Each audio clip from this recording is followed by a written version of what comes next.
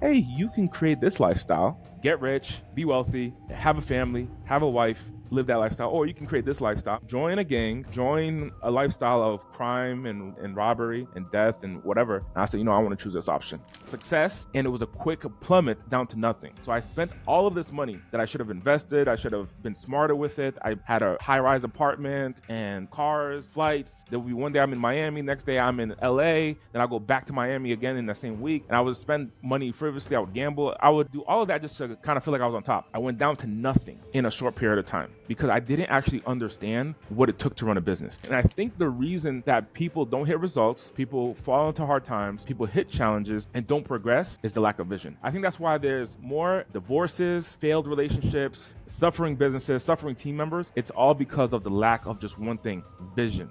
I just feel that so much in my own business journey too. Like, we go through these trials and we might all face different trials, but they're all designed to prepare us for the things that God has called us to. And I just see that so much in your story. And absolutely, the entire time you're speaking, I am thinking, this dude's relentless. Dude, I'm gonna be here for you. I got you, man. And I said, okay, great. And then as we wrap up the conversation, I said, Les, I have a question for you. One quick question. I know you're very all into the hype and stuff, and you're very motivationally, you're inspiration. You're inspiration to many people. But do you think we can actually pull in 200 people to this event? It's under me now. It's not your event. It's under me. Do you think we could do that? And the phone goes silent. And Marley, he says, you know what? Thank you, Andy, for your time. I'm not gonna work with you anymore. I'm not interested in doing business with you. And everything we discussed, scratch it. I'm out of the event. Don't call me back. I asked God a question. I said, God, why did you allow this to happen? Why would you allow me to go through that experience? And I felt like God spoke to me in that moment. There's only been a few times, but I feel God spoke to me in that specific moment. He said, you have everything in your power up until the point you doubt yourself. You doubted yourself. That one moment of doubt killed everything. In that moment, I just looked up to God and said, all right, thank you. I won't doubt myself anymore. I got it. I won't doubt. That was a lesson. I had to go through that just so you could teach me this lesson. I said loud and clear, I will remember this for the rest of my life. I won't doubt myself.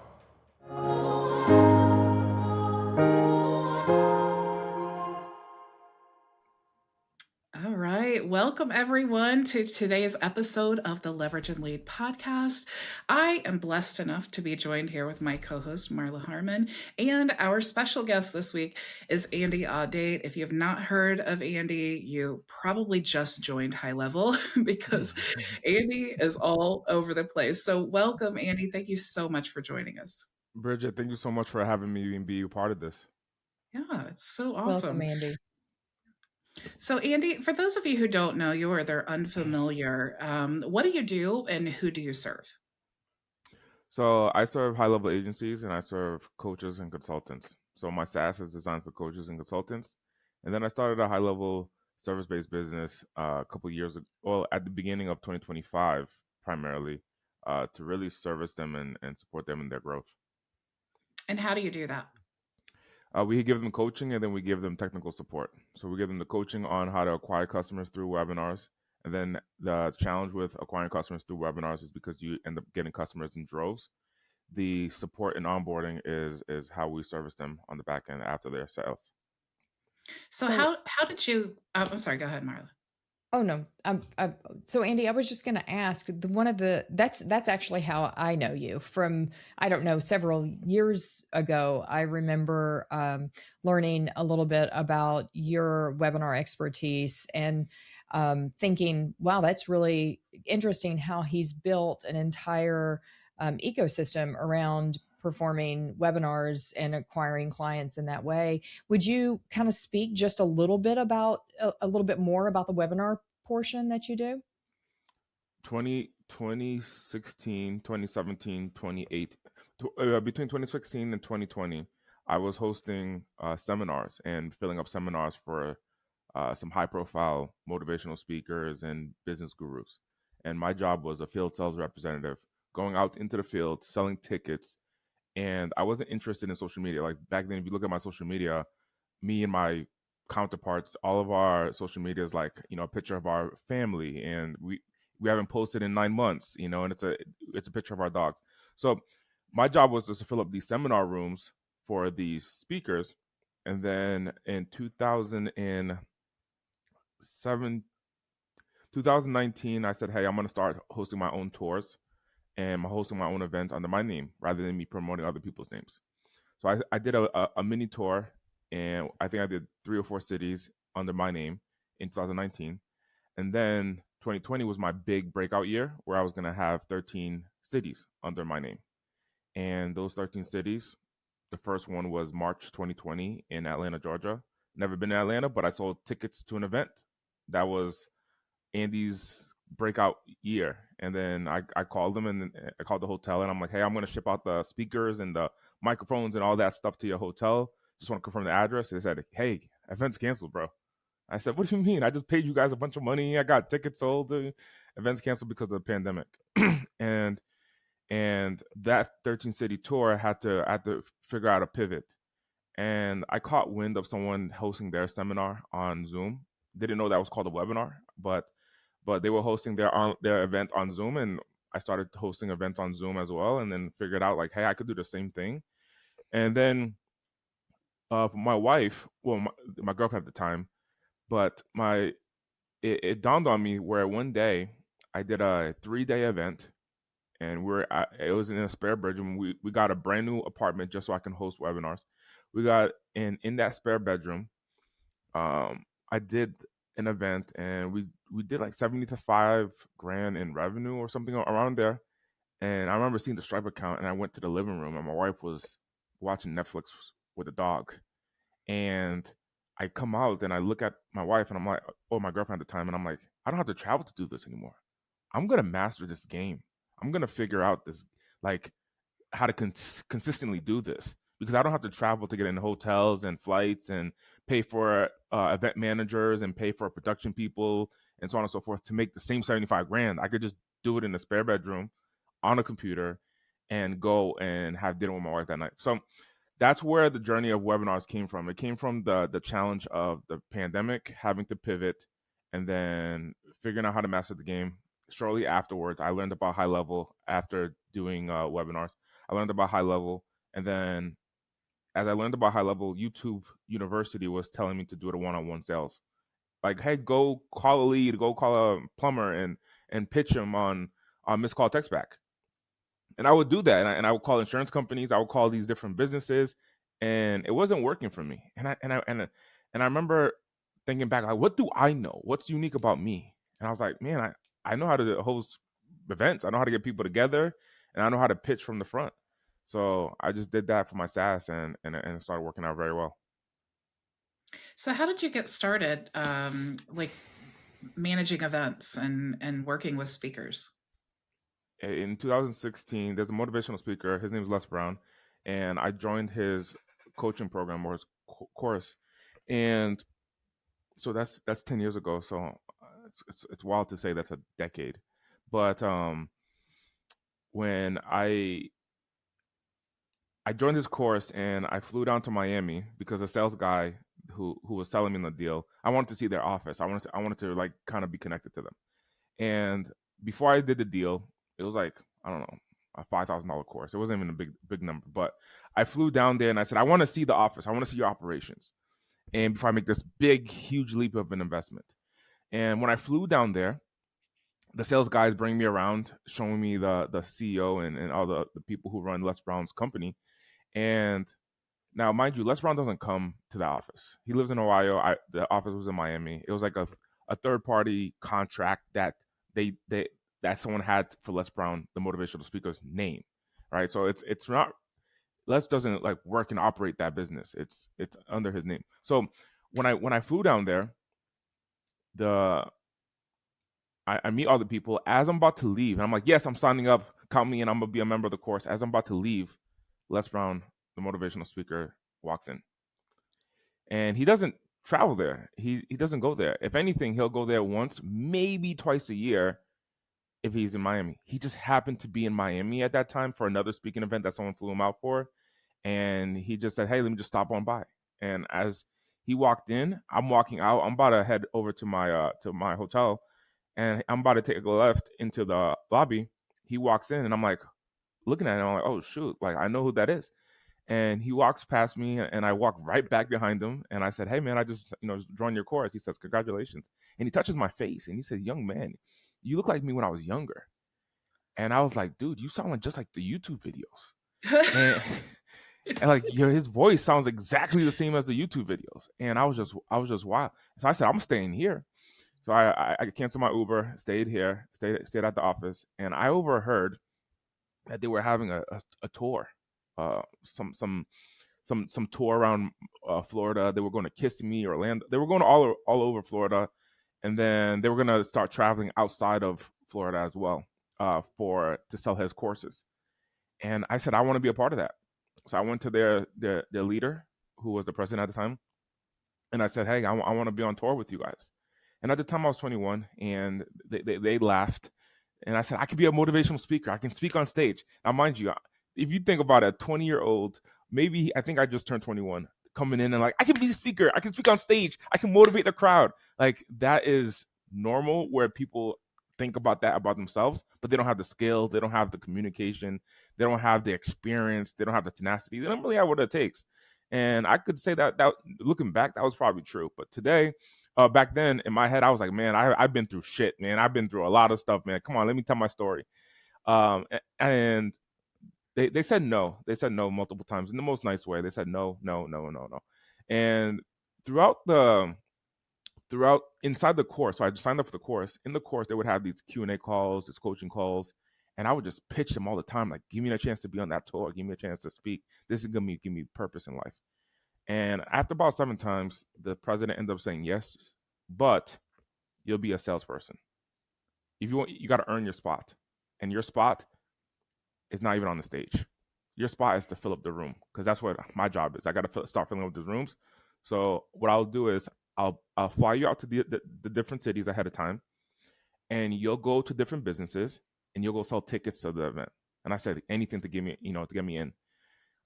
And it wasn't until like a year or two in that I ended up touching the stage, and it was through creating results. So I would sell the tickets, I would fill up events, get people in. And the way I would sell the tickets is, for example, like I would go to a car dealership. So they would have appointment setters call out to that's how this works for these gurus that you see on speaking events. It's not all Facebook ads. It's Facebook ads spend bring in a small portion of the room. The rest of the audience is done this strategy, and I'll share with you. They have appointment setters. It could be international employees, remote employees, where they call in, for example, to a car dealership, Honda and Toyota and the real estate company. And they would say, hey, I have Tony Robbins did the same thing. Grant Cardone did the same thing, where I'll come in and do a peak performance training. That was my term. We'll do a peak performance training. And we'll do it completely for free for your sales guys, so that way they can learn how to greet, how to qualify, how to present, how to close customers, and we become a third-party advocate for your manager, whoever your manager is. Because your manager is saying, learn more, study, and do the reps, and get inspired, right? Would you agree? And then the person would be like, yeah, that's what the manager is trying to get the team to do, and consistently. So this speaker is going to come in and do a training for you for an hour, get your guys pumped up, so that way the week, your team has tenacity to go and crush the deals. And here's what I anticipate will happen. You will see an increase and a bump up in sales. And we'll do it all for you at no cost. They'll say, what's the catch? And the catch is going to be in the event. Oh, we have an event that's coming in with a motivational speaker. And many times they'll know who the motivational speaker is. So this is someone who's on their team. We'll do that training for you at free. If your audience would love to come to the event, we just give them an opportunity to come, and we'll give them discounted tickets. And it's completely up to them. And many managers was like, that's it? That's it. And the ticket's like $200, $300. Like, it's not wild. And it's like, all right, that's fine. Come on in. So I'll go in and I'll do a presentation for 60, 70, 80 sales guys in different industries, from insurance, from car dealerships to real estate. I mean, old, young, I've done it all. Keller Williams and State Farm, and then the next day I have Norm Reeves Honda, and I have all these companies that I'm doing these presentations for. And I would just sell tickets. So 70 guys in front of me. Out of the 70, I may get 20 people to buy tickets. They all spend $200, $300 a pop. So 20 times 300, I get a big cut of that revenue, goes in my pocket. That's how I got paid. And I was selling tickets for them. Now the cool thing for them for the event is if I do 3 of these events, for example, and I sell 20 tickets a piece, I'm putting 60 butts into seats on this 3 events for me. So in 2 or 3 weeks, I'll fill up a couple hundred people in a room right before an event. That's more than Facebook ads can do. And so the benefit of having me out there was selling these tickets, and then I would take that skill and then I would apply it online, and that's what I've been doing for the last 4 or 5 years. When I first started my business journey, one of my absolute favorite motivational speakers was Les Brown. Is that right? I can't even imagine meeting him. I would totally be fangirling out. I just have so much respect for him. I love the way that he still tells stories.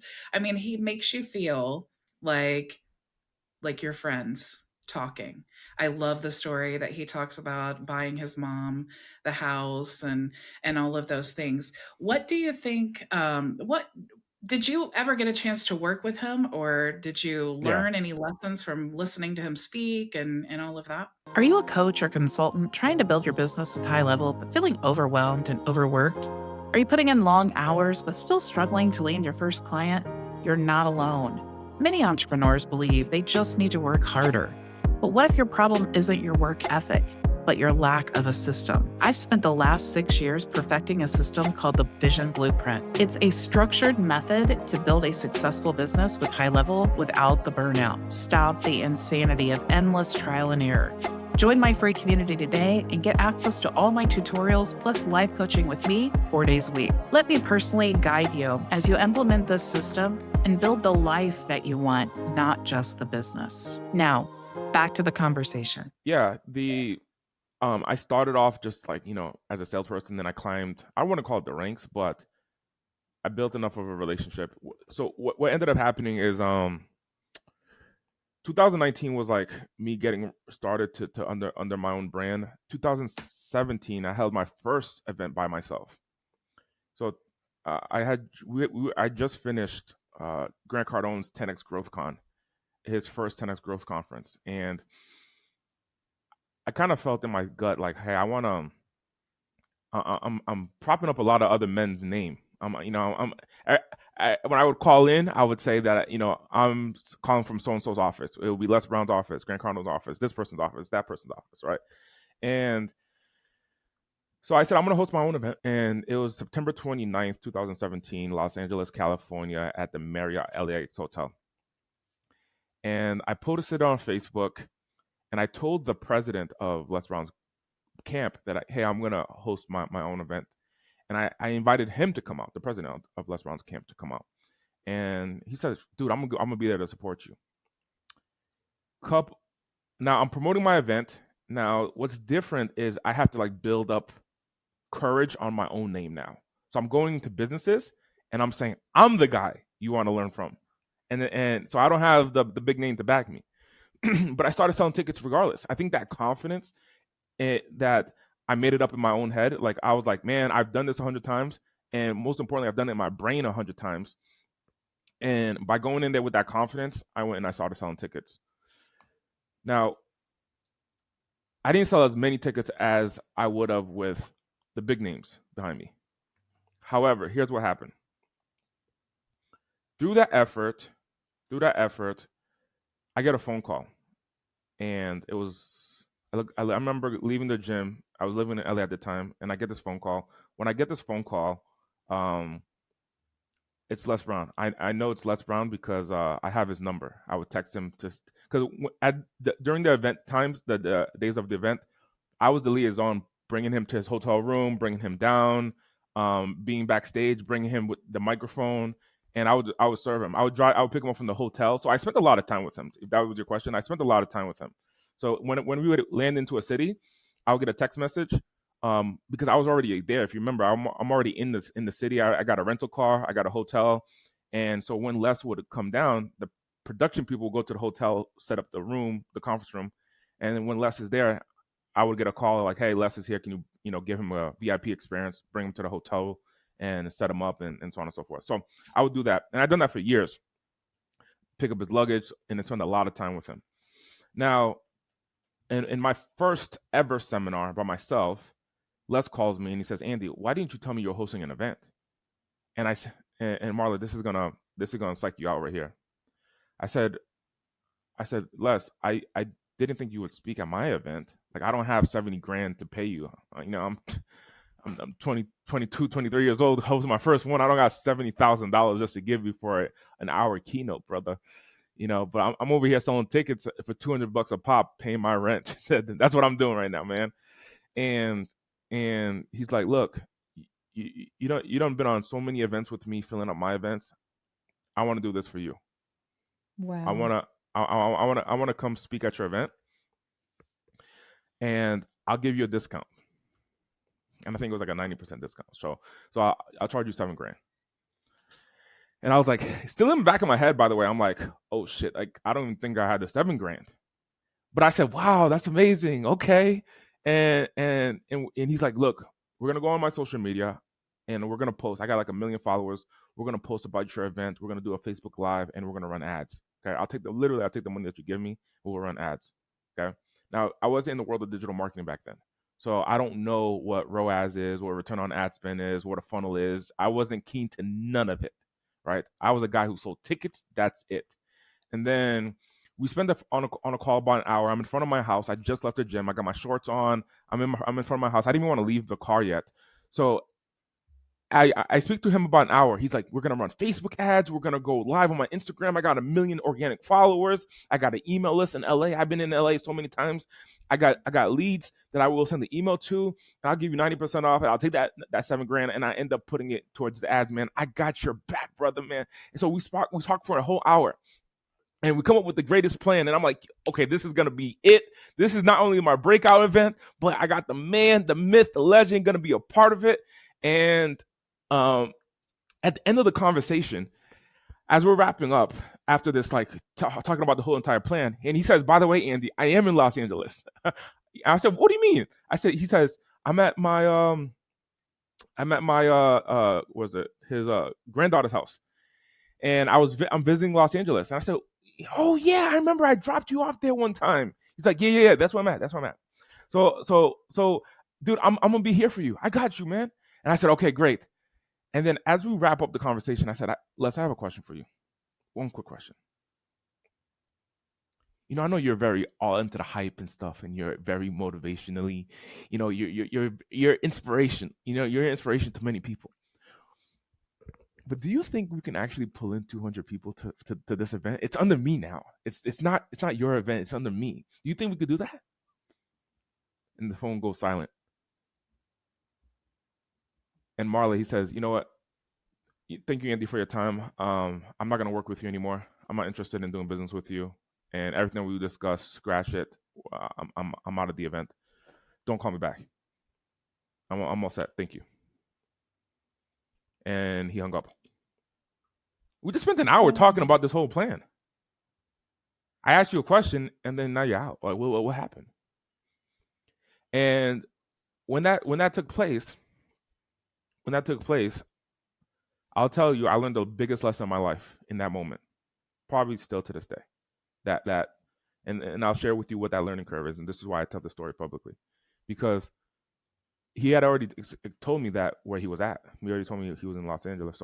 So I drove down there, and I remember I was in a part of LA, which was about 45 minutes away from him.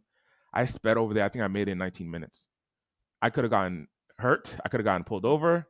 I made it in like 20-something minutes, right? I get to the house and I'm knocking on the door, and I am like, I know this is the house because I dropped him off here one time. So I'm like knocking on the door. I'm like, because he's not picking up the phone when I answer, and I keep knocking on the door, and his granddaughter opens up, and he's like, what's going on? Is everything okay?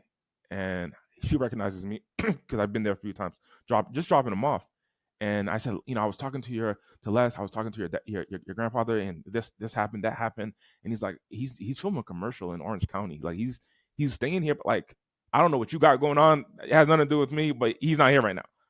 So I kept on calling Les back, and he didn't pick up. Maybe 9-10 calls, he still didn't pick up. It was near the beach. I get to the beach. The house that they were at was near the beach, so I get to the beach, and I just feel defeated and deflated. I get to the beach. I put my feet in the sand. This is where everything took a turn for me, and I think that this is why I'm successful today. is when I put my feet in the sand, I looked up at the sky and I asked God a question. I said, God, I have nothing in my control at this point. I felt like I had everything that I thought like was the biggest thing of success, which was I would have Les Brown, the number one motivational speaker, speak at a 21-year-old's event as a headliner. That's wild. And when I put my feet in the sand, I look up. I asked God a question. I said, God, why did you allow this to happen? Why would you allow me to go through that experience? And I felt like God spoke to me in that moment. There's only been a few times, but I feel God spoke to me in that specific moment. He said, you have everything in your power up until the point you doubt yourself. You doubted yourself. That one moment of doubt killed everything. That one moment of doubt killed everything. And in that moment, I just looked up to God and said, all right, thank you. I won't doubt myself anymore. I got it. I won't doubt. That was a lesson. I had to go through that just so you could teach me this lesson. I said loud and clear, I will remember this for the rest of my life. I won't doubt myself. So I called Les one more time. He ended up picking up and he says, yeah, dude, stop calling me, bro. Like in the most professional, nicest, empathetic, fatherly way, stop calling me. Now, Les has publicly shared this, so I will explain it here. Les Brown has had a cancer that, he has had a cancer. And one of the things that I found in one of his talks, he was talking about how in his brain, he primarily keeps it on the positive because it keeps him alive. I didn't know and I didn't understand how your circle of influence has such an impact on you. This man is like, at the time, I think he was like 75 years old. This man, dealing with a couple decades of cancer. How is someone still alive? It's like, it's all about positivity. It's all about positive neurons around him. And anyone that creates any doubt, any negativity around him is opening up the portal for things that going in the direction that someone who has cancer doesn't want to go into. And I didn't know that. By me asking that question, I opened up a different portal. I opened up a different conversation, because if you realize in the book of Genesis, one of my favorite books, in the book of Genesis, the serpent asked just a question. Did God really say that you should not eat the fruit? That's all. It's like a question. And a question opens up the door for like sin in the rest of the world. Now, I'm not here to get religious, but like that opened up the door, and I didn't understand that this was going on. Just by me asking that question, he prevented it from entering his mind, entering his ecosystem by closing. And that's why it was such an abrupt, like, bye. I learned later on. Well, so back to being at the beach, I get on after he says, don't call me. I said, all right, I get it. I hang up. I let the president know, like, hey, bro, thank you for trying to help me out. It's not going to work out. And he said, all right. He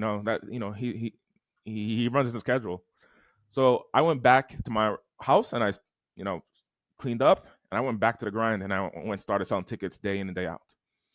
I filled up majority of the event on my own. I would go to real estate offices. I would go close deals. I would go follow up. And any time that I would go to a door and I experienced doubt, when I would knock on a door and say, hi, I'm Andy Audate. I sell tickets for an event coming up. It's called the Sales Growth Conference by Andy Audate. And I'm going to show you how to sell and close deals. And if I ever had, I would go into that door. It happened so many times that I would have doubt and I would have fear that I would just do it anyway. I remember just do it anyway. And I experienced that so many times that I built this callus in my mind that I can just do it. I can create any result. Some of my friends, because of that, now who came to that event, spoke at that event. I had, for example, Edwin Ariava from Real Housewives of Beverly Hills. That was one scenario where I walked to a door. I was nervous, had doubt to retreat. I had a fear, like, let me go back. I don't know who these people are. And I did it anyway. And the CEO of this company was like, yeah, you know what? I want to be part of your event. I'll give you money to sponsor your event. I'll bring my sales team and I'll pay for a sponsorship so I can speak. And I'm like, count you in. I'm like, who are you? did my little research. I'm like, you're on Real Housewives of Beverly Hills, man. That's you a player. And he gets into his Lamborghini and he's like, you want to drive the Lamborghini? I'm like, yeah, sure. And I'm over here like, this all came because of doing it anyway through doubt. 2 weeks before the event, I get a phone call from the president of Les Brown's company. Hey, Les had a change of heart. He wants to speak at your event. I don't know what's going on. He just reached out to me. He said, hey, tell Andy I'm not going to charge him anything. I'm just going to show up.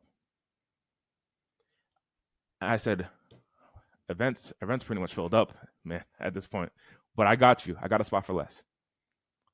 And I looked up in the sky and I said, God, I appreciate you. You're 100% right. You're 100% right. I didn't need someone else's name to push my event. Fast forward to 3 weeks. Event day comes in. I get Les a hotel room, and his hotel room is right next to my hotel room. And on the day of the event, when I tell you success and doubt, for me, it goes hand in hand. On the day of the event, I already sold the tickets. On the day of the event, I have my buddy who's like the managing the front of it's only 100 something people that bought tickets. But back 100 people to come see a 22-year-old guy is wild, right? And to pay $350, $400, $500 a ticket, that's wild, right? And then on the day of the event, I go see my buddy who's managing the front desk where people register. And I'm like, how many people are here? And he's like, one. It's one guy with a suit. He's in the back of the room. So we got this whole room that's full. And I said, man, we got 12 minutes till the event starts. And there's only one guy here. I go to Les Brown's room, and I'm trying to act positive, and I'm like, hey man, you getting ready to speak? He's like, hey Andy, I just want to share with you. And he shared with me a story about one of his first speaking engagements, how it was like Bo and Barry or Bo and Larry, something like that. Like two people came to his first event, and he told me, he said, I don't care how many people are here. I just want you to know I'm here for you. I'm here to rock the stage with you. I got you. You've done so much for my community. You've done so much for the world, and you have so much belief in you. I got you. So I said, okay, thank you so much. Then I go back to the front desk and I say, hey, how many people are here? Where are we at? How many people are here? And he says, you got 4 people here now. And I'm like, dude, I'm getting nervous. I go back to my hotel room. We got about 8 minutes left. And I get back to my hotel room and I get on my knees and I pray. And I said, God, you told me not to doubt. In this moment, doubt could creep in. But God, you know what? I'm not going to doubt. You promised me a successful event. Whatever the success looks like, let's go and let's make it happen. I want to give it my all. I said, all right, God. And I appreciate that. And in the back of my mind, like doubt starts to creep in. But I'm like, you know what? Let me suppress that and just have belief. The prayer might have been only 5 minutes. True story. Maybe 5 minutes. I'm on my knees. I get up out of my hotel, and the videographer comes to my hotel room, and he's like, "Hey, do you want to like record any content while we're here?" And I said, "Yeah, sure." So he says, "All right, just take your suit off of the rack. Take your suit off the rack and like put it on, right?" And then I said, "All right." So I did all that, and I come out of the room. The videographer's following me. I come out of the room. Go back to where the event is. I'm not kidding you. There's a line of like 120 people, all trying to get into the hotel room, and my buddy who's in the front desk is overwhelmed with the amount of people. And I looked up and I said, "I got it. I got you." What happened is the parking lot people held everyone back for a moment. The people in the parking lot held everyone back for a moment. So people are trying to get in, and they can't. Parking lot people held everyone back. They let them in. They all piled up, and we just pushed the event 10 minutes back so people can get seated, to the point where I had to call hotel staff and say, "Hey, I need you to bring more chairs out." And I never shared the story like this before. I mean, I've shared the story in general, but I've never shared it like this before. And here is the event. So the videographer tells me pull out my suit. I still got I still got my, I'm still kind of shocked. Like, I'm like looking around. I'm like, there's people here. Like, oh shoot, like there's people here. This is the exact moment where I left and I went to go pray. This is the exact moment where I came back. And now I see people here and I'm like, oh, there's actually people here. And the whole event was full. That's where my story really starts to take off. And all these people came out of the parking lot and I put my hands up in the sky and I was like, yep, this is your work. His work upstairs. And then I got all these amazing speakers coming that came out.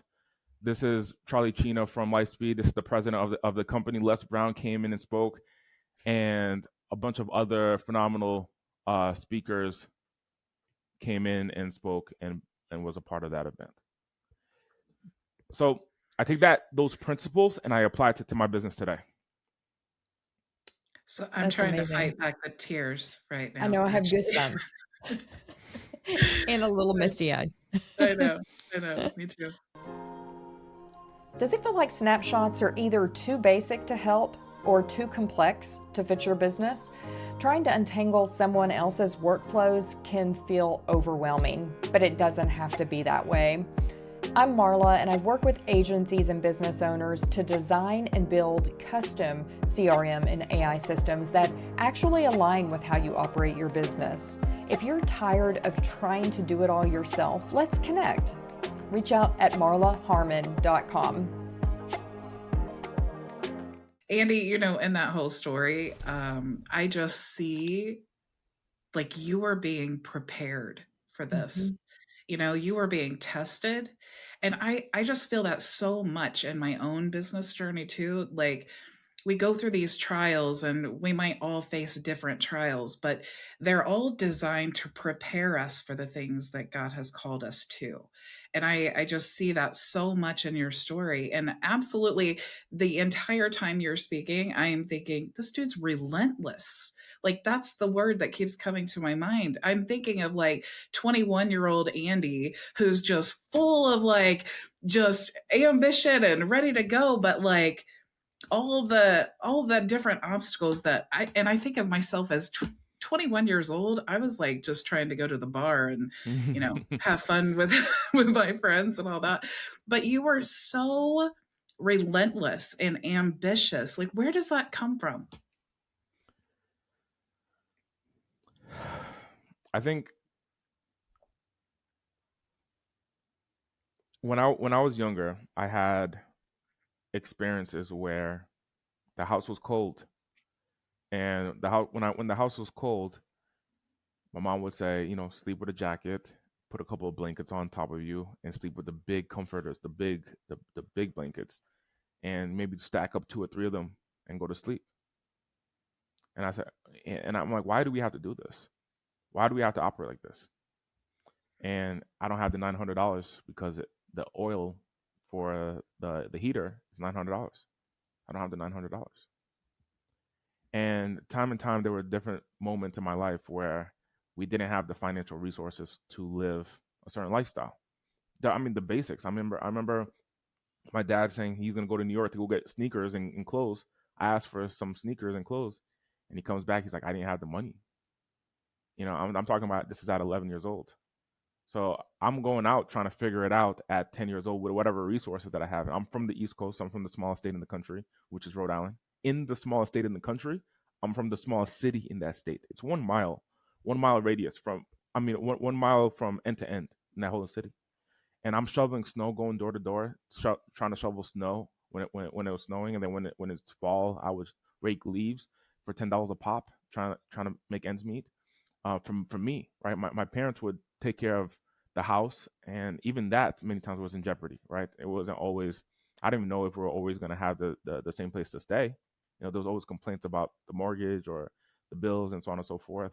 And I'm talking about, Bridget, down to hundreds, like down to the hundreds, like $300 for insurance. Do we need car insurance? Do we really need? Like, we didn't use it last month. Like, do we really need to pay that $300? $900 for the oil. Do we need that? Hey, ramen noodles, it's totally fine. Just put a little bit of pepper on top of it and imagine that it's gourmet. You'll be fine. Even though the whole thing costs 11 cents and it's actually plastic. Like, I learned this now, right? But like back then, it's like, that's gourmet. And coming from that experience, I knew I wanted to have a different lifestyle because I would watch TV and I would see people, they would live so freely. And I would notice that those people, I mean, it was TV. They looked happy. They looked happy. My family was struggling. Now it's so interesting how maybe you have brothers and sisters or family or cousins, especially the viewers. It's so interesting. Like my brother had made a comment to me actually recently in the last year, where he said, "I went through the same thing that you went through, and I thought that was just the norm. You were driven by it, and you've created what you created so far. And for me, I was like, I thought that was the norm. So we grew up in the same environment, and I'm like, I need to get out of this. So the thing about never going back was never experiencing that again has been my driving force. Now, before the Les Brown ordeal, before speaking and so on and so forth, I'm actually the youngest T-Mobile franchise.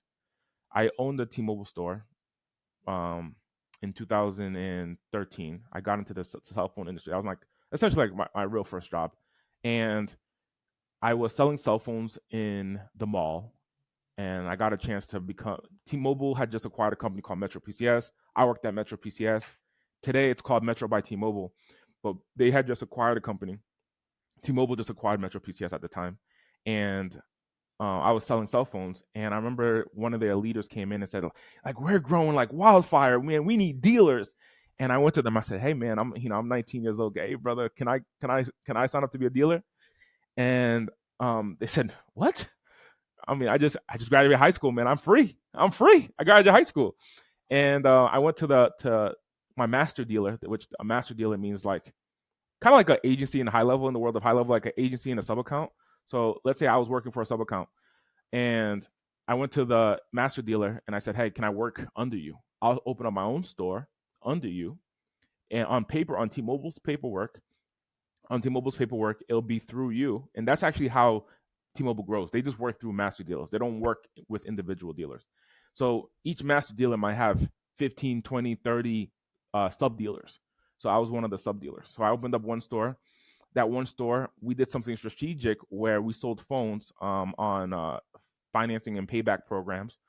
And we used Craigslist. Like we used all the things that people weren't using back then. We were using Facebook. We were using Instagram to sell cell phones because we were in our teens and early 20s. So we sold thousands of phones. I opened up 4 locations before my 21st birthday. I made $1 million and I cashed out. I completely cashed out and I moved to the West Coast. And when I made that $1 million, I didn't work afterwards. I fell on my laurels and I was like, oh, money keeps coming. Like I haven't had to actually like hustle for work because it came to me so easy from 19 to 21 for that 2-year time span. I got humbled very quickly where about 18 months passed and I was spending money frivolously. When I moved to California, I spent money very fast in that 18 months and down to zero. I couldn't even pay my rent. And then that's when the motivational speaking really took a turn for me and where I took it serious. So it was like success and it was a quick plummet down to nothing. So I spent all of this money that I should have invested. I should have been smarter with it. I had a high-rise apartment and cars, flights. There'll be one day I'm in Miami, next day I'm in LA, then I'll go back to Miami again in the same week, and I would spend money frivolously. I would gamble. I would do all of that just to kind of feel like I was on top. I went down to nothing in a short period of time because I didn't actually understand what it took to run a business. Today, Bridget, Marla, you know what it's like to run a business, and you teach other people how to run a business. And there's principles that you got to live by. There's standards. At 19, coming up with in success that fast and I was riding a wave of T-Mobile doing their marketing and doing a push that I didn't have to drum up on my own. Technically, I didn't have to. I was riding a wave of these new iPhones that were coming out, where people wanted them kind of regardless. So I was just a distributor of them, and I made a shit ton of money. Well, then I didn't know how to handle that money. I go down to nothing after a year and a half, and in that interim is when I figured out the cell phones. And when I figured out the selling tickets. So the selling tickets, I've been doing this for the last decade. But when I went down to nothing, no money in the bank, I'm talking about I remember swiping my card, I think at CVS, and it said decline. And that was the first time I ever saw a decline. And I didn't even know how to do bank account balancing. I didn't have QuickBooks. I didn't have anything tracking. I was just spending money. And I remember I got a decline. And I was like, what is going on? And then I looked at the account, and that's when I realized, like, bro, you actually lost. You actually don't have money. And I went to my landlord at the time, and I said, hey, I'll pay this month. I got at least this month, but next month I'm gonna need a little bit of a buffer because I got to sell tickets to an event. I'm a motivational speaker now. And I said, look at this flyer. It's me and Les Brown. And the man was like, I don't know who that is. I don't care. And you got to pay rent or I'm going to do a sheriff lockout. Sheriff lockout means that they kick you out. They kick you out and bring the police. And I said, what? I said, I'm 20 years old. I'm 21 years old. You can't do that to me. And I didn't understand the principles, Bridget, and Marla, what you teach. I didn't understand that at that time. And when I went down to nothing, it was a short period of time of having nothing because I went back into the field and I started selling tickets for Les and other speakers, my own events and so on and so forth. And I went and got funds back as possible, funds. But that uncertainty, that feeling of not being able to pay the rent, possibly being kicked out, I said, I never want to go back to it again. And to be at so high and to be so low so fast, I now know why multimillionaires, like, they continue to work forever and ever and ever, because if that has happened to them, they're like, dude, I know I could lose it. I know it's actually possible to lose it. And I've lost it once, that I never want to lose it again. I don't care if I become a billionaire tomorrow. I'm going to be like, Bridget, let's do a webinar. Let's figure out something, because I know that it's actually possible to lose it all. And that's what continues to drive me today.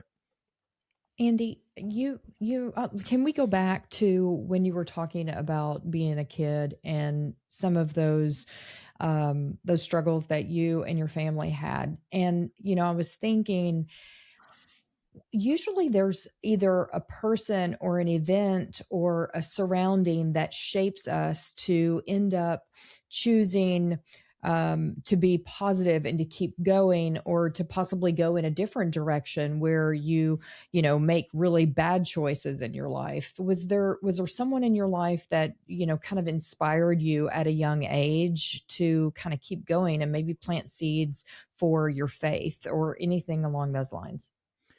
My mom was an entrepreneur. My mom was an entrepreneur, and she opened up the door for entrepreneurship. And I see, when I look at myself in the mirror, I see I'm very resilient, similar to my mom. And seeing her hustle to make ends meet for our home, where what she was selling was clothes. She was selling this scrubs, is what the nurses or doctors wear. She would sell those to nurses and doctors. And I would notice, like, there were times where she would stay in the store just to sell like one pair of uniforms that cost $65, and she would stay later to get that one customer that's going to spend $65. So just seeing that tenacity in my mom, just trying to make the ends meet and make the things work out, it really drove me to see, like, okay, this is what it takes to be successful. This is what it takes.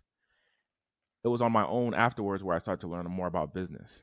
I ended up going in the closet one time and I found her books, her financial books, and I think her biggest year or her biggest month was $5,000, was $5,000. So, knowing my business now, $5,000, and like, as far as expenses goes out, like, I don't even, I probably just spent $5,000 while I was in the podcast today, right? But back then, to think that my mom only made up to $5,000 in her best month, when I look at her books, I'm like, wow. But being 10, 11, 12, that push, that tenacity, it didn't matter about how much money it was. And I saw that was a driving force. Number two, my uncle, which he would talk about how he wanted to be in the NBA, and he would think different than everyone else that was around me. He was like, I got to listen to these motivational speakers. I got to listen to these positive people. I got to listen to have the right mindset. And I would listen to what he was listening to. And that's where I learned about Les Brown. And I wanted to be like Mike. Mike is my uncle. So I wanted to be like Mike. And in that pursuit of being like my uncle Mike, I started listening to these motivational speakers. And I started listening to it enough where I started to change this belief system of, like, what's actually possible. And I would be on my phone and I would watch these videos of people living a different lifestyle. So meaning I would sit on my phone and I would watch people living in Beverly Hills and driving a Lamborghini or driving a Porsche, and a man would pull up to his house and his family would be there and the kids are running up to him, daddy, daddy, that, and it's all love and it's happiness. And I would look up while I'm in the car, I would look up and see, oh, this guy is running away from that gang. Oh, there's a little bit of blood on the floor because someone got stomped right there. Oh, this person can't pay the bills. I lived only walking distance from the projects. I'm talking about a few feet. Cut through the woods was the projects right across. Right across. Fortunately, I was like right out of the projects. But the people I associated myself with was in the projects. I have friends today, or associates and acquaintances that are still in prison today from when I was 19 years old, from when I was 17 years old, still in prison today for stuff that they did when I was around that age. And I'm seeing the options. It's like the blue pill, red pill. I'm seeing the options. My phone, what I see online on social media, or on YouTube, when I see the content that I see is, hey, you can create this lifestyle, get rich, be wealthy, have a family, have a wife, live that lifestyle, or you can create this lifestyle. I remember there was a gentleman when I was like kind of like making a decision, kind of around high school. And what I mean by making a decision, I'm friends are. I have one group of friends who are saying, let's talk about getting rich. Like nobody's putting anything in practice. It's all conversation at this point. But it's like, let's talk about building businesses and doing stuff together. And then I have another friend who's like, hey man, I'm part of a gang. Like, come hang out with me. And I remember one time I hang out with this gang. I don't know how true it is. He was 14 at the time, but he's expressing about death, killings, robberies, and he's explaining like that's what his friends do. And I remember hanging out with him one time, and then I remember in the back of my head, I'm like, there's also this other option. And I said, I want to choose this option. And the conversations turned into action. So those conversations with those guys in high school, they're the guys that I ended up hiring inside the cell phone company, that we continue to have those dialogues and those conversations that ultimately turned into what I believe my thesis is in life today, which is create results, create massive results, think bigger, keep on thinking bigger. So back then, $100,000 a year was like the big thing for me, which is $8,300 a month. And then once I hit in the cell phone business, then it was like, okay, $100,000 a month. So I hit it in the cell phone business, and then it was like, okay, how do I do $2 million a year? And then how do I continue to grow and scale my business today?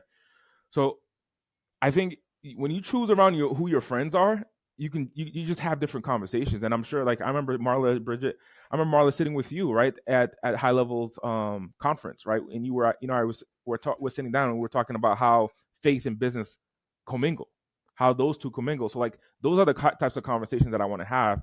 And it just continues to change your thesis. Everyone's that you're watching this, listen to this, the conversation that you have change your thesis, the way that you operate.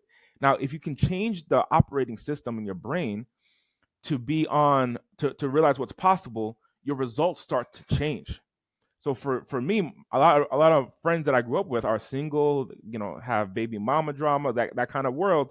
But today I'm a married man with children. And so I live because the conversation that I had was, how do you get married? How do you operate a business and make it all work? We live in the same environment, we live in the same world, but we can have completely different results. So the more conversation that you have. So mind you, in high school, we're talking about 16 years ago. In high school, the conversations were, I think I was at a breaking point here, because I can join a gang, I can join a lifestyle of crime and robbery and death and whatever, or I can join conversations that are about success.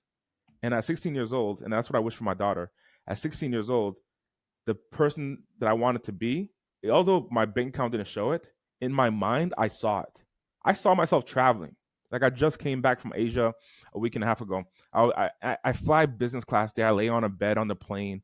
I fly for 14 hours there. I land and I meet with my leadership team that lives in Asia. And we have our annual planning for 2026. And the 16-year-old version of me saw that already. I already saw that happening, where I was traveling internationally. I've already experienced that. Today I have a daughter. I have a 5-month-old, and I have a wife today.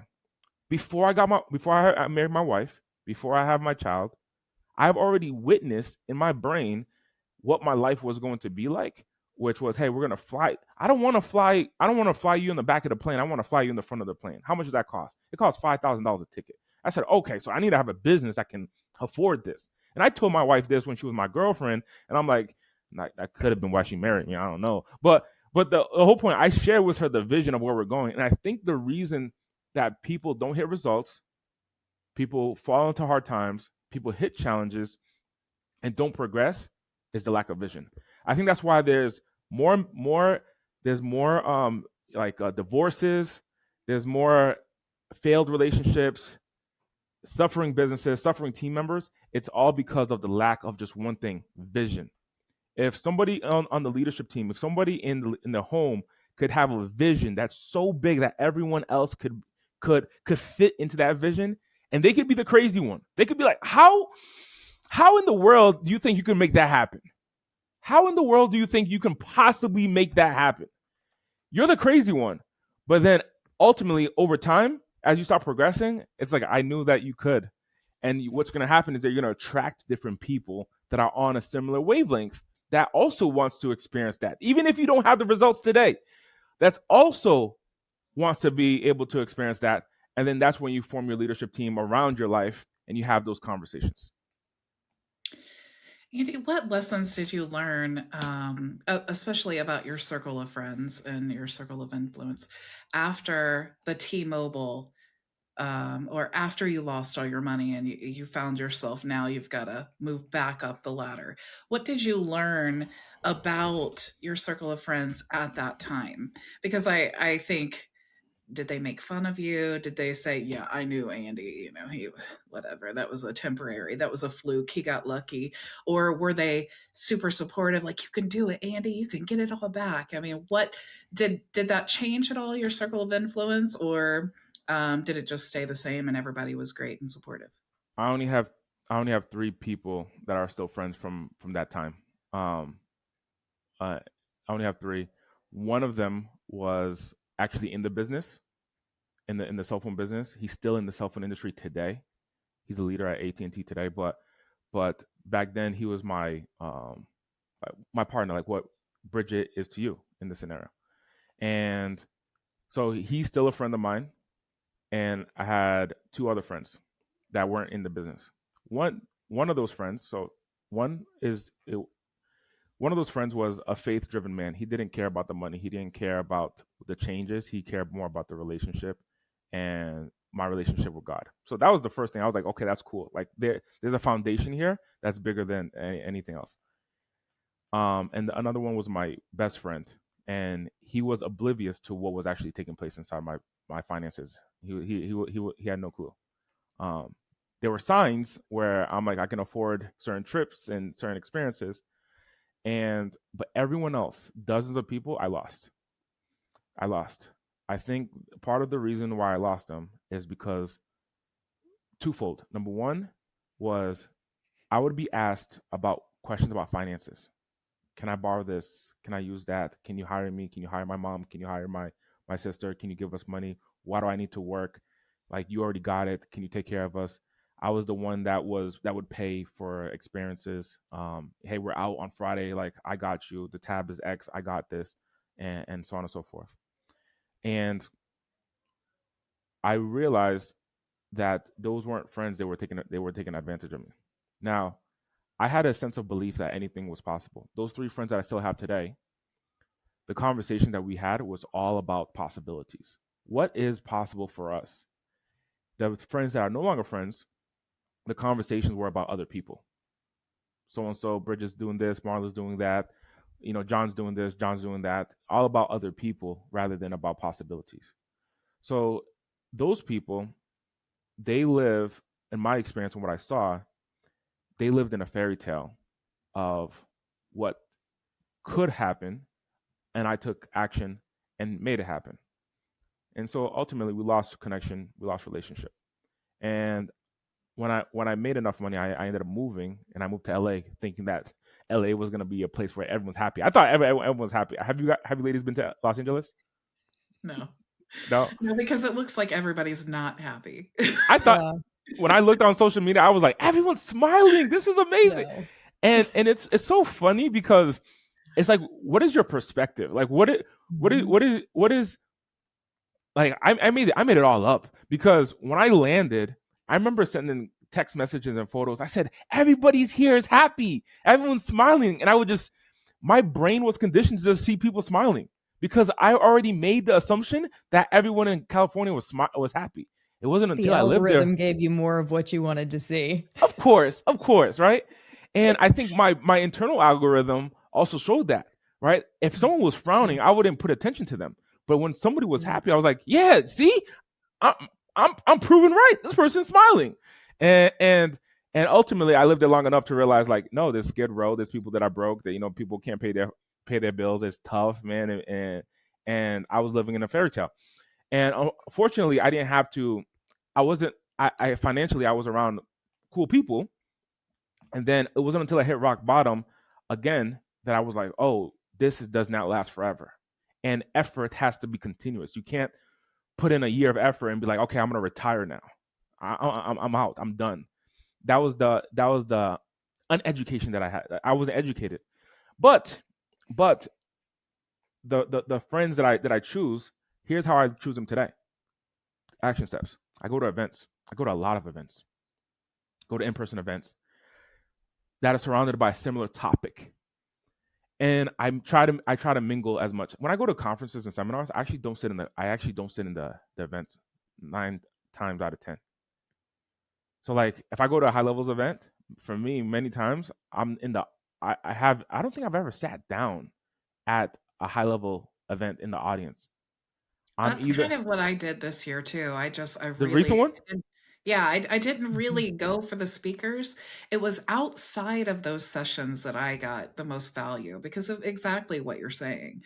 It's so empowering to have people in your circle that are doing exactly what you're doing. Maybe a different path, different goals, but being able, like when you said, "Oh, it's kind of like an agency account," when I'm a sub account. When you said that, I was thinking only people in this community would understand that reference. It's just so nice to talk to people who actually understand the journey and also what it is that you're working on and talking about. Go to those. If you're watching this, go to those events. You know, go to those events, in-person events, seminars.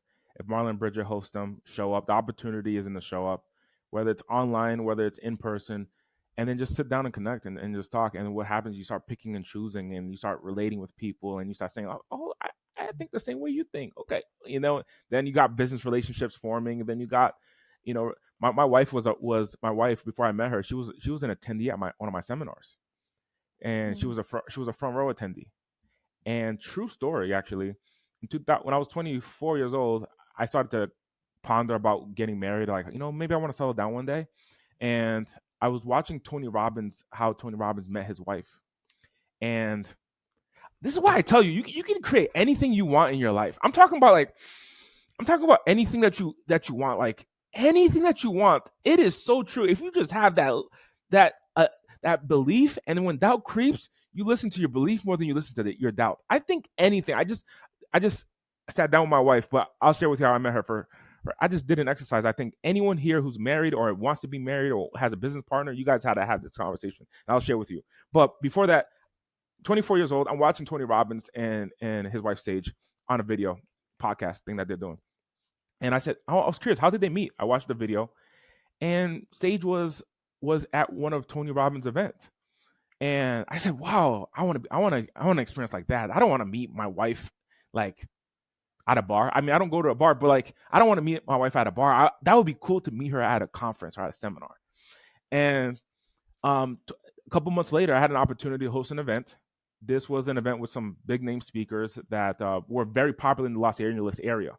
And I asked them to speak, and they said, "Yeah, I'll speak. I got your back. I'll speak." And so I had to commit to bringing an audience in front of them. And so there was a lot of doubt creeping in over that time, and I did it anyway. And I committed to like bigger conference rooms, bigger contracts, bigger terms, and so on and so forth. And in the interim, one of the speakers, he had a business that, so one of the speakers is Alex Hormozy's mentor. So if you're familiar with Alex Hormozy's journey, he got into the gym space and he launched a 6-week challenge. Well, that was from someone named Sam Bakhtiar. Sam Bakhtiar is Alex's mentor. Sam, I got a chance to meet him at a gym, and he said, "Hey, come if you want to talk to me, come meet with me at 4:00 in the morning at the gym. Besides that, I'm not interested in really talking." So I showed up to the gym every day, 4:00 in the morning, and it took an hour for me to get there from where I lived in LA. So I met him one time, and then next thing you know, I'm working out with him at the gym. And I said to Sam, "Hey, would you speak at my event?" He's one of the big speakers that I had to come. He has 100 gyms that he owns, launching, and he operates with the 6-week system. That 6-week system is what Alex Hormozy took and launched to other gyms across the world, and that's what launched Gym Launch. Well, neither here nor there. I'm at the gym talking to Sam, and I said, "Man, I'm in my 20s, man. You're married. Like, let's talk about marriage." This is where we talked about relationships and just having conversations. So we talked about marriage. We talked about that life, and he talked to me about the ups and the downs of marriage. I said, one day I want to be married, man. The Tony Robbins video comes on, like I mentioned at the beginning. I watched that, and I declared that would happen to me. I declared that would happen to me, that I would meet my wife at a seminar. Didn't know what seminar, didn't know when. I could be 30, I could be 40, I could be 50, whatever. And so I said, "Sam, I would love to have you speak in a whim." In the gym session, I said, "Sam, do you want to send some of your top leaders in your company? I'll give them all free tickets. You have 100 gyms. Bring the people who are in California, give them an opportunity to come to the event." So he said, "I got you." So he sent an email blast to some of his leaders at his gym that were in the region, and they got a ticket to come to the event. My girlfriend, my wife now, just started with that company. She just became a director, and she got the email. She said, "I'm gonna go see the CEO of the gym company. I want to go see him speak." Didn't know who I was. It was all about the CEO. So she came. She sat front row, and next thing you know, I lock eyes with her. I'm speaking in a room, and this lady is looking at me like this. Like, she's like, She looking said, at me. "That looks like a young Les Brown." And she went and she bought a book. I wrote a book, and she bought that. She bought my courses. So before ladies, listen to this. She was a customer before she became a girlfriend. But she bought my stuff. That to me tells me that there's a little bit of belief in there. It wasn't like, I believe in you verbally. It's like I put up my money. She became a subscriber. I had a coaching program. She subscribed to it. And then from there, we just started talking. And I said, "I'll cancel your membership, your subscription. However, I would love to go to the gym with you and work out with you and bring you to my world." And she came into my world. Thank you so much. She came into my world, and one thing led to another. We started dating, and then pandemic happened right after. And I said, "We're in lockdown." And what should have taken 7 years of experience happened in a couple of months because we were in the middle of a lockdown. We talked a lot about family, we talked a lot about life, and so on and so forth. So I declared and manifested. I declared my wife when I was 24 years old. Seeing Tony and Sage gave me a perspective of what it could be, and I was clear like what it could be. I was open to it not being that, but you can create whatever you want in life. The last thing I want to share with you, Bridget and Marla, is this exercise that me and my wife did. I'm talking last week. Today's Wednesday. Last week. I think this is something that's profound. So I've been married. We're going on 3 years.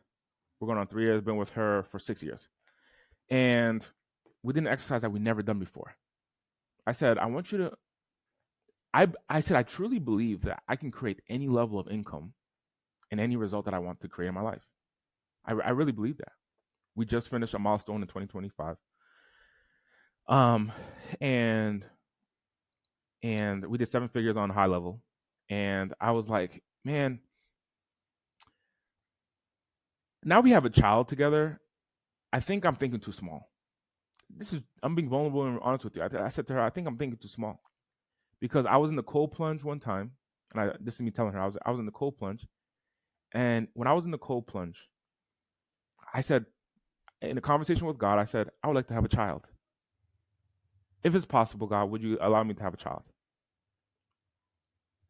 And then a couple months later, my wife was like, "We're pregnant." After trying for a year and a half. I never talked to God about it. I never went straight to the man. After trying for a year and a half, we're like, okay, I don't think it's going to happen. One moment in the cold plunge, I'm like, God, I would like to have a child. I never actually asked you. I never talked to you about this. I've been trying, but like, I never actually had a conversation with you about it. I would like to have a child. And I got out of the cold plunge. That was it. And then a couple months later, my wife was like, hey, we're pregnant. And I'm like, what? And I'm like, I think I can manifest anything. So here's the exercise. You got to write down, you take your piece of paper, and I want you to write down as if you had unlimited money. You write down exactly the lifestyle that you want to live. Not, you don't have to get into detail about like square footage of your house, but for example, you could write like chef cost and how much the ideal chef that you want to hire. Don't be cheap with it. You could be like, chef, $10,000 a month. I want a good chef. I'm gonna pay them a $10,000 salary. Okay, house. How much you're gonna spend? $25,000 for the house. Okay, well, I need house managers. Like today, I have a house manager. She just came and brought me this food right now. They work in the house, and I declared that years ago. But like, you can write down house manager, how much you want to pay them in salary. Cars, how much you want to pay in your cars. Lifestyle, like vacation. Okay, do you want nannies? You want kids? Okay, how much is that going to cost? And how much you want to allocate towards that? As if you had unlimited money. And I think the hardest thing for people to do is just ask. Just before you even ask, is just to think about the possibilities. Because somebody could say, why would I spend $10,000 a month on a chef? Why would I spend $10,000 a month on a chef? But like, would you allow yourself just the possibility of thinking of the ideal lifestyle for yourself? So I said to my wife, I wrote down mine in detail. So I said, okay, for the dog, this much we're gonna allocate towards a dog. Man, I want the dog to be groomed twice a week. I want the dog to have the best life. I got a little puppy. I said I want the dog to have the best life. Okay, I want these certain cars plus a buffer. So I put down my number. I want a vacation every single month. I want to have 1 week vacation, and this is how much I'm gonna put vacation every 4 weeks. All right, boom, this $1,000. So I kept on adding it all up as if I had unlimited money. And then I went down to the bottom and I just tallied all up. Okay. I wrote down my number and I tallied all up. Then I reverse engineered my current business. How much money do I take home from my business? How much money my business makes? And I reverse engineered how much my business needs to generate for me to make that lifestyle. Then I then calculated, okay, how many subscribers do I need to have? Okay, and how much was my ARPU, my average revenue per user? How much revenue per user? And I'm like, okay, well, I can't be selling $97 subscriptions on HighLevel. Okay, that's not gonna work for me with my lifestyle. So I need to be more strategic. Okay, I got to increase the average revenue per user to X thousands of dollars. To make that happen, I got to add this service on top of it. So my mind started to think differently. In the last week, I just built an onboarding sequence, an onboarding system for agencies, for example, and including my business, that is all automated without people. And I'm going to test it. But it all came from allowing myself to think about what could be. Not saying it is. Then I went to my wife and I said, hey, babe, I want you to do the exercise. I had her write down her numbers. I'll tell you, ladies, I was nervous. I was like, this could be the moment that I find out that my wife has a different vision than me. Because I'm over here talking about, like, I want to live with this extravagant lifestyle. And then she could say, I want to live on a farm with ducks, and I want a well with water. I want to get my own water in the well. And what I found out is that we were actually neck and neck. We were very close. And I took a bigger sigh of relief.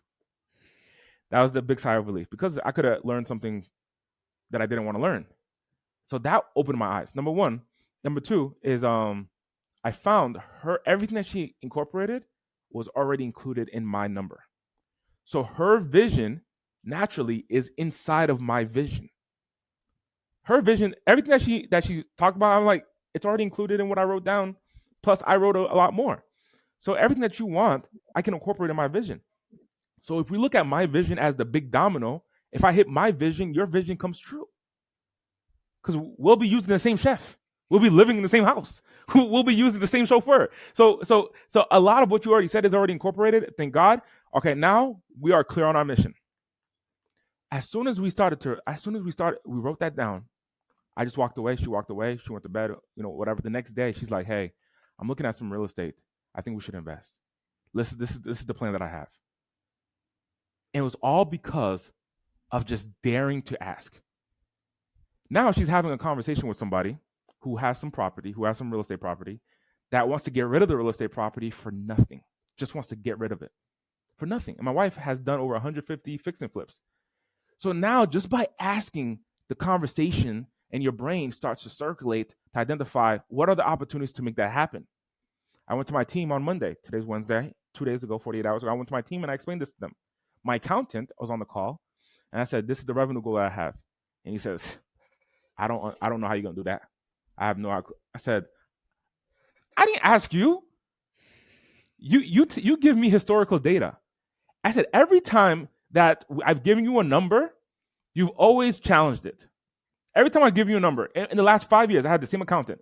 In the last 5 years, every time that I gave you a number, you've always challenged it. And we hit that number, and he's like, that's what you hired me for. You hired me to be realistic." I'm like, you're right. Thank you for that. So he keeps me grounded. He's like a coach. He keeps me grounded because like I could go off crazy numbers and spend crazy money, but he's like, hey, stay right here. But I went to my team and I said, I want you guys to dream big. Dream your biggest.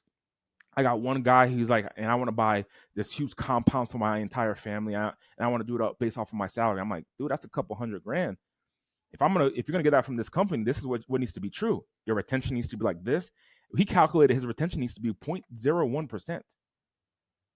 I said, your churn needs to be 0.01%. That means like 99.9% of customers that we acquire stay with us for years. With a high ARPU, with a high average revenue per. So you're talking about customers who are spending a couple grand a month with us, that 99.9% of them stay with us for years. And we need to acquire thousands of them. And he's like, I get it. So right now, in the last 48 hours, he's rebuilding our onboarding sequence. Just because I dare to ask about a big vision for me. Trickle down to my wife. She's asking a bigger. She's like, I never thought like this. I told my team. My team's like, I never thought like this either. So now I got everyone around me. This is all in the last 2 weeks. I'm sharing with you stuff that's happening in real time. It's not something like I'm telling you a story that happened 2 years ago. I'll tell you in 2 years what happens of it. But it's like in real time, I'm realizing I'm seeing this shift of people thinking differently. Of people, one of my sales team members, she's like, man, I need my own appointment setters at this point. I need dedicated to me in order to hit my goal. She's like, I want to buy a house. I'm like, you want to go buy a house? Go buy. When do you want to buy a house? She's like, I want to buy a house in 9 months. As if I started from scratch with zero income, all for my commission, not including my salary, all for my commission in sales. I want to buy a brand new house. And I'm like, where's the house? She's like, I already took a picture of it. I already know what the address is. And I'm already in communication with the realtor. I just had this whole conversation all in the last week. What is possible for you? Listen, whoever's listening to this, whatever is possible for you, I dare you, just ask. Just take the moment and just ponder on it. Because it sucks when you think small and you hit the goal. And you're like, man, I hit the goal. I hit the goal. I hit it. And then you're like, then what? Then what? It's so funny that you say that, Andy, because I just was talking to Matt Decino, and he was saying at the summit, and he was like, Bridget, you're our highest, or you're our top affiliate. And I was like, no, I don't want to be the top affiliate, because then what am I going to do?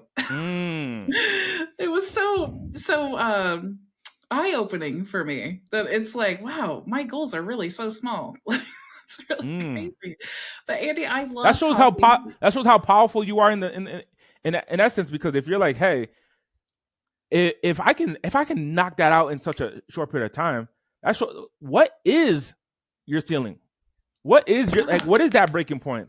And I think what happens is we get stuck on a smaller ceiling, a smaller target, and we spend a year to advance, when if we just focus on something much bigger, even if we hit half that, we would surpass our current target. Because you know what it is, Andy? I think that some people are so, and including myself, I say this totally about myself, I'm so used to thinking small that sometimes when I have to step outside the box and think bigger, like you're saying, it's easier to say, what do I actually want? Like, what could I imagine if the craziest possibilities were actually possible? That's easier because it feels kind of like dreaming than saying anything is possible. Because then when I think of a $10,000 house manager, I'm still stuck in paycheck to paycheck, Bridget, where I'm like, $10,000. Oh my gosh, that's like, look, I could pay off this debt and I could do this. And so it's like when you level up in your business and your life, it's like you do have to level up your thinking, which is like a growth exercise all on its own. I'll share that. I think I when we talk about, I had a friend who was on tour with me when I was in the world of selling tickets, and he heard that you have to think big. So he would go around and he would say, "I'm a billionaire in the making," and he would say, for example, like I would say, "What's your income goal?" And he'd be like, $99.5 billion, right? And he would just say it, and for some maybe it works, but there was no plan. Now today, um, he he has still yet to make a way of any progress, and he was just saying it. When I say think big, I also invite the audience to incorporate reverse engineering. So for example, on my paper, so last night, so this is my paper based off of the conversation that I shared with my wife and my team. And I just asked this question: what has to be true? What has to be true? Like whatever your biggest thinking, if you can reverse engineer that number and just keep on adding expenses that service your life. I mean, I incorporated giving money to my church. I incorporated giving money to my family, retiring my parents, like a bunch of stuff, right? And then I just asked that question, like, what has to be true? Here's what I noticed, and I'll make the statement now of what's coming to happen. My target demographic needs to change. I've helped a lot of people who are starting their agency, starting their business. In order for me to hit my goals, I got to work with people who already have hundreds of customers and they have 100+ customer problems. They have not. I got to start my SaaS problem. I gotta understand what is, like. We have 1,600 members in our community, and many members are in the starting their journey. And I have a ton of resources, and we helped hundreds of people start their journey, and we helped dozens get their gold award.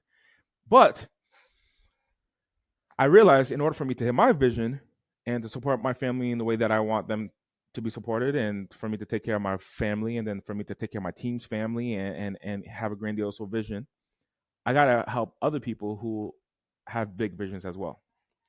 And the solution for me, when I ask myself what has to be true in order to increase ARPU, average revenue per user, I gotta solve bigger problems. So there are problems where, I'll give you an example.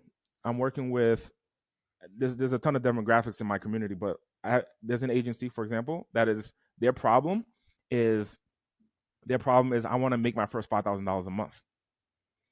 Then I have another agency that I work much closer with, and their problem, they're doing about $250,000 in MRR, and their problem is on churn reduction.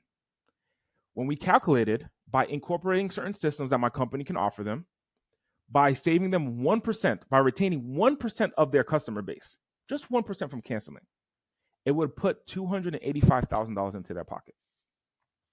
That doesn't even include how we're doing conversion rate optimization on the front end, how we're optimizing their funnels and to increase the amount of customers that convert. And when that big agency, for example, they don't even have an abandoned checkout sequence.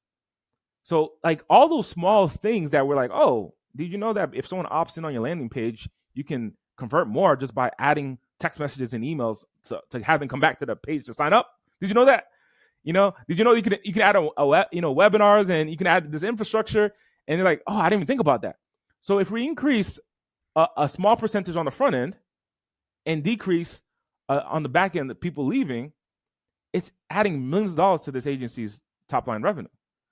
So when I look at the problems that I'm solving on the smaller agency, like to get to $5,000, I think at this point there's enough free content that I've created to help someone get to $5,000 in revenue. But to solve multi-million-dollar problems is where I get to put my attention on.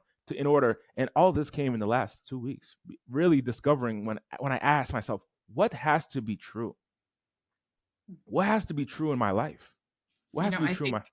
Mhm. I think over the holiday weekend, we all kind of took some time away, and I think there's so much value that we as business owners get by just kind of stepping away from the computer and just living our normal lives and like seeing the world through not computer eyes or business person eyes, but we just kind of experience life in the world, and it's amazing to me the ideas that I think of. I know everybody else is the same way because everybody's been vibe coding and creating products and restructuring things throughout the holidays. So I think there's definitely so much value in that.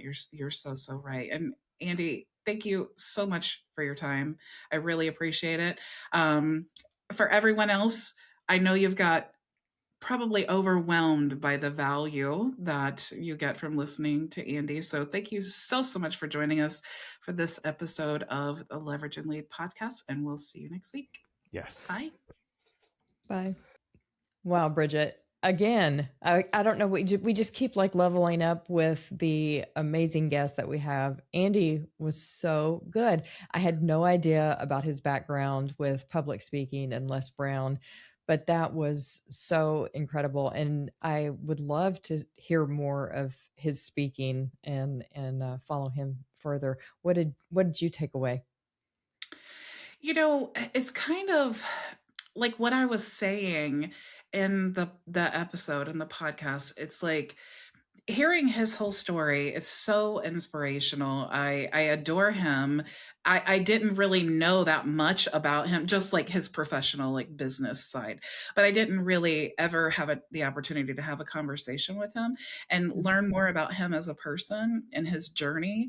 And I always love hearing someone's like faith journey and how God has guided them throughout their life. And I just love how, one, he's not intimidated to talk about those things, but also, two, it's just another testimony of how it's like we can pray and God gives us these visions, but we have to take the action steps, and we have to have the faith. So it's like, I think that in that story he was telling where Les Brown said, no, never mind, we can't work together. It's kind of like he and God were testing him. It's like you can't you can't just think, oh, this is the opportunity. It's like, I'm going to give you the opportunity. I, meaning God. Like God's going to give you the opportunity. And just as fast as he can give it to you, he can take it away.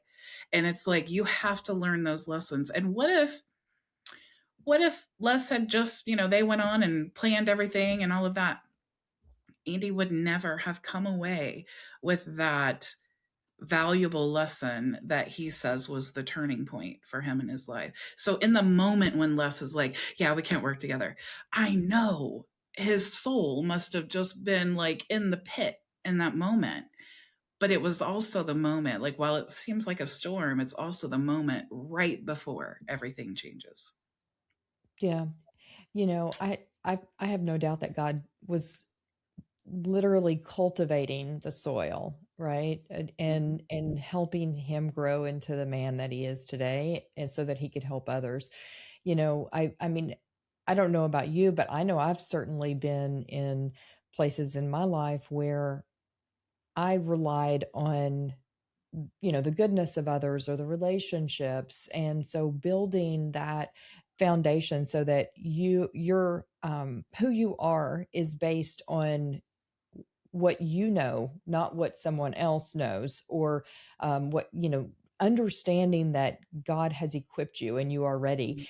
I think a lot of us as entrepreneurs, we are afraid to step out in faith and that kind of thing. And as that whole thing happened, God was prompting him, step out, you be faithful. I've equipped you.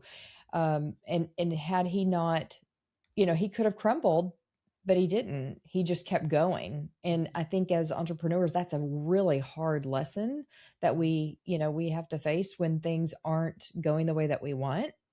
We have to keep going. Yeah. And he really that's a beautiful example of how God worked the whole thing out for his good.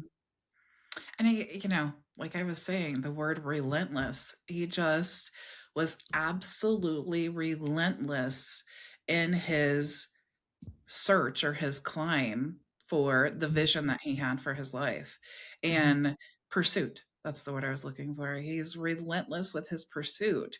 And, I feel like that too. Honestly, I remember times in my business where I was like, am I wrong about this online thing? Like, could I really build a business from home? Or is this like one of those, like, oh yeah, like it doesn't happen to real people Mhm. type of, I Mhm. remember so many times like sitting in that fear of, is this really going to work out? But so many times I would tell my husband, if it doesn't, I will literally feel like I am in the twilight zone where nothing that I ever believed makes sense anymore. I just could not see a life not doing this. I couldn't comprehend it. Yeah. So I definitely had that relentless pursuit for sure. Did you Tenacity. have the relentless pursuit, Marla?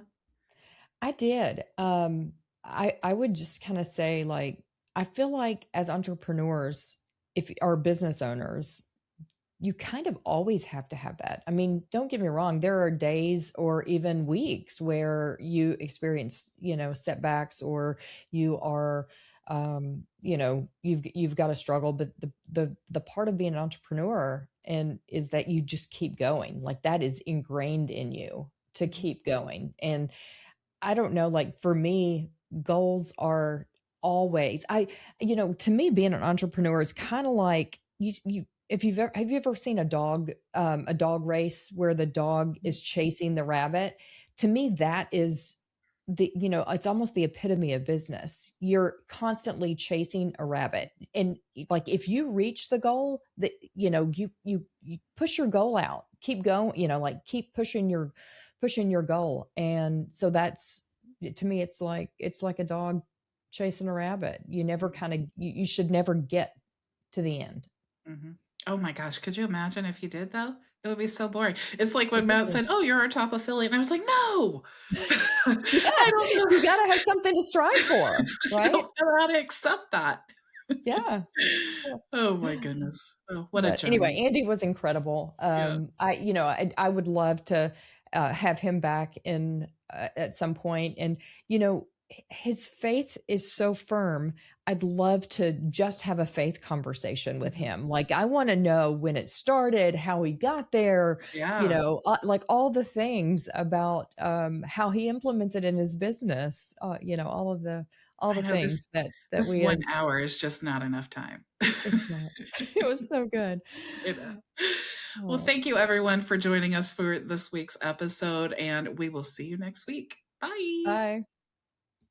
If you enjoyed this conversation, make sure to subscribe so you never miss an episode, and join the Leverage and Lead private community for live coaching 4 days a week at leverageandlead.com. We'll see you inside.